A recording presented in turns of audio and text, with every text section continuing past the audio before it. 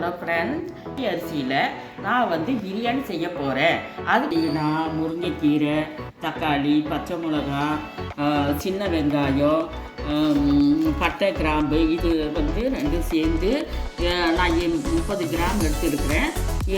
அடுத்தது இஞ்சி பூண்டு இது நான் 150 கிராம் எடுத்துக்கிறேன். எலுமிச்சம்பழம், பிரியாணி பவுடரு, நெய் நான் ஆவி நெய் தான் வச்சு வாங்கிக்கிறேன். இதை வச்சு தான் நான் சிக்கன் பிரியாணி செய்வேன்.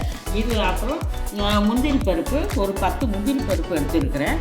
இதையெல்லாம் வச்சு இது ரொம்பவே நோய் எதிர்ப்பு சக்தி, சளி, காய்ச்சல், இருமல் இந்த மாதிரி நம்மளுக்கு வந்ததுன்னா இந்த திணை அரிசியை போட்டு நம்ம ஏதாவது ஒரு விதத்தில் நம்ம குழந்தைங்களுக்கும் முதியோர்களுக்கும் நம்ம எல்லாருக்குமே கொடுக்கலாம். குழந்தைகளுக்கு கூட நம்ம இந்த திணை அரிசி ரொம்பவே நல்லது. இது சிறு தானியத்தோடு ஒன்று சேர்ந்தது. வாங்க எப்படி செய்யுதுன்னு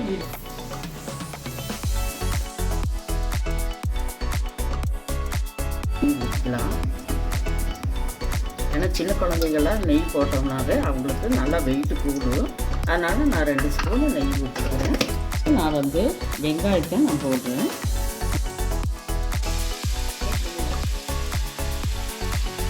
மிக்சியிலேயே சின்ன வெங்காயத்தை 1-2 நான் அரைச்சி எடுக்கிறேன்.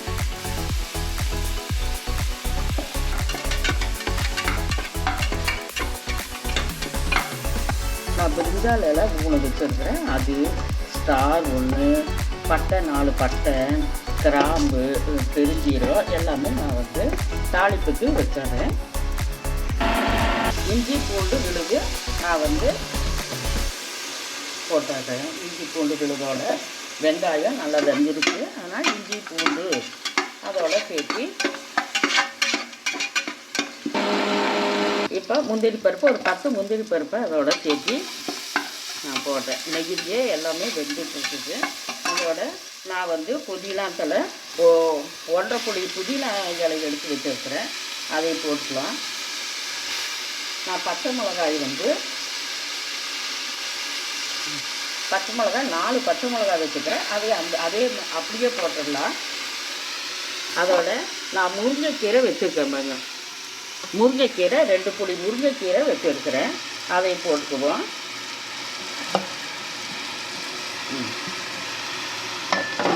ஒரு வித்தியாசமாகவே நல்லா இருக்குது. சின்ன குழந்தைங்க சாப்பிடுவது இந்த புதினா, முருங்கைக்கீரை இந்த நெய்யில் சாப்பிட்றதுக்கு குழந்தைங்களுக்கு ரொம்பவே நல்லா இருக்குது. சூப்பராக இருக்குது. இல்லை ஒரு 7 தக்காளி எடுத்து இப்படி மிக்சியில் குறைன்னு அரைச்சிருக்கிறேன். அதை சேர்த்து நம்ம போட்டுக்குவோம்.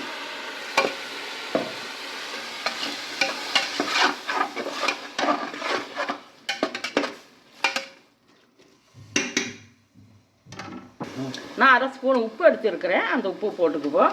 அது மாதிரி பிரியாணி பவுடரை நான் எடுத்துருக்கிறேன். பாதி எடுத்துக்கிட்டேன். இன்னும் பாதி இருக்குது. அதையும் சேர்த்து நம்ம பிரியாணி பவுடர் நம்ம போட்டுக்குவோம். இப்போ எண்ணெய் பிரிஞ்சு வர மாதிரி நல்லா வெந்துருச்சு தக்காளி பழமெல்லாம். அதோட 1 டம்ளர் 100 கிராம் 300 கிராமுக்கு 3 டம்ளர் ஊற்றலாம். 1 2 3 ஒரு 1/2 டம்ளர் சேர்த்தியே ஊற்றிடுங்க. ஏன்னா நல்லா வேகணும். அதனால் 300 கிராம் திணை அரிசி எடுத்து வச்சுருக்குது. இதை திணை அரிசியை நம்ம இந்த மாதிரி போட்டுக்கலாம். நல்லா கலக்கிட்டு உப்பு எல்லாமே சரியாக இருக்குது. இப்போ நான் குக்கர் மூடியை போடுறேன். மூடி போட்டு இந்த தம்பு போட்டார்.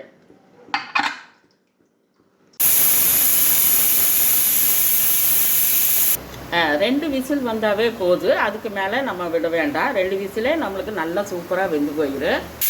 2 விசில் ஆயிடுச்சு.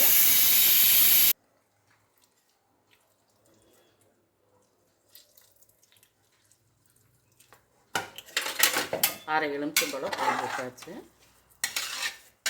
இப்போ சூப்பராக வெந்துருச்சு. புதினா, முருங்கைக்கீரை எல்லாம் போட்டு சூப்பராக இருக்குது. இப்போ